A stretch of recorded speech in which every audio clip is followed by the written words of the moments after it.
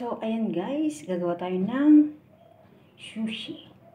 Gagamitin ko nga, try ko nga gamitin yung bamboo na pang sushi. Try natin gamitin. Kung makakaya ko ba o hindi. Kasi hindi ko to ginagamit guys. Meron kami ng tatlong ganito. So, ito yung Japanese rice na linuto ko. Pag nagluluto, yung kamay ko malinis guys ha. Pag nagluluto ako ng Japanese rice guys, nilagyan ko siya ng mantika. Kunting mantika at kunting asin. Para magkalasa yung rice.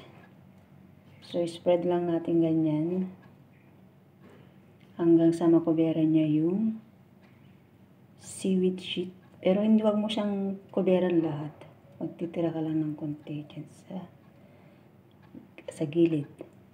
Sa outer section. Yeah. Hindi lang.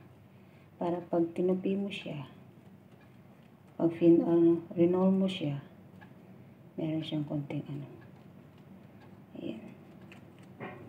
Huwag masyadong madaming. Ayan, malapit ang aking kamay. Ito na lang gamitin ko. Orsa. Ayan guys. Tapos ito yung lalagay kong sahog. Sausage. Yung cucumber. Ito yung carrots. Tapos yung fried egg. So ilalagay natin ito ngayon dito sa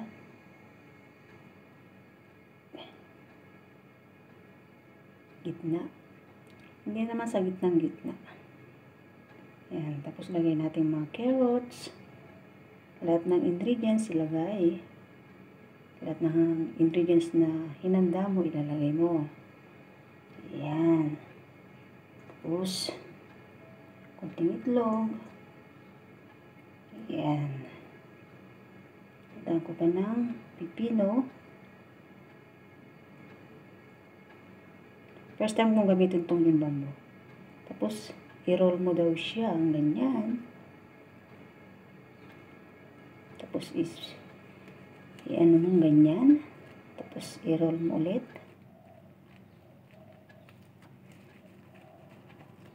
Tapos roll mo ulit. Hanggang sa makarating sa dulo. Okay na ba siya? Ayan. Tapos press na ganyan. Para magsarado. Yun na nakikita ko sa YouTube. So, tignan natin kung nakasilba nga. Oh, it's amazing guys. See? Ganda pala tang gamitin to kaysa yung mano-mano. So, try natin ulit. Try natin ulit gamitin. Yan, madali lang naman guys. Kung gusto mo matuto, maraming paraan. Ako natuto lang ako sa YouTube kung paano mag-bake, maggawa ng mga ganito. Kasi nagsasawa na din yung mga alaga ko sa paulit-ulit na recipe na ninuluto mo. Kaya dapat bilang isang helper o nani o katulong, kasambahay, etc. kung anong tawag sa atin, proud pa rin tayo guys. Diba? Kailangan mo talagang madiskarte. Nakakabaliw nga lang mag-isip kung anong ipapakain mo. Yan lang guys. Happy lang tayo guys. Huwag tayong malungkot. Enjoy life lang. Kaya nila, life is too short. So, enjoy lang natin kung ano yung mga ginagawa natin sa buhay. Kasi pag lalo natin isipin ng mga problema, naku po, baka tayo mabaliw at papunta tayo sa, alam niyo na. Ayan. Ayan, yung pinsan ko dyan sa Qatar, shout out. Tignan mo tong, pinakagawa ko dito para pag nagpagawa yung alaga mo ulit sa'yo, alam mo na kung anong dapat mong gawin. Yan ha, panoorin mo tong video na to. Ginawa ko to para sa'yo at sa mga nababait kong followers and viewers and friend. Ayan. Tingnan natin to ha. Ayan. Ulitin lang natin. Ulit-ulit lang po ang proseso dito sa paggagawa ng sushi.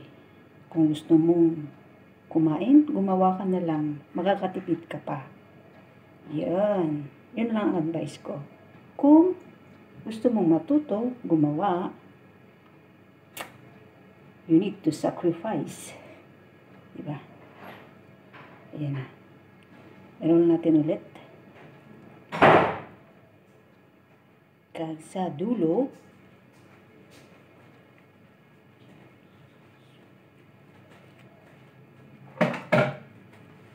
yan, meron pa natin ulit ng ganyan para siya mag-close.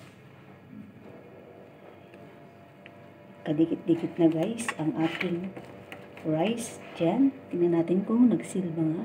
Di ba? Meron pa. Press natin mabuti para mag-seal. Ayan. Ayan. Ayan na. Oh, this one is 2 pieces already. So, ganun lang po ang paggagawa ng sushi. Yan lang guys. Thank you guys for watching. God bless everyone.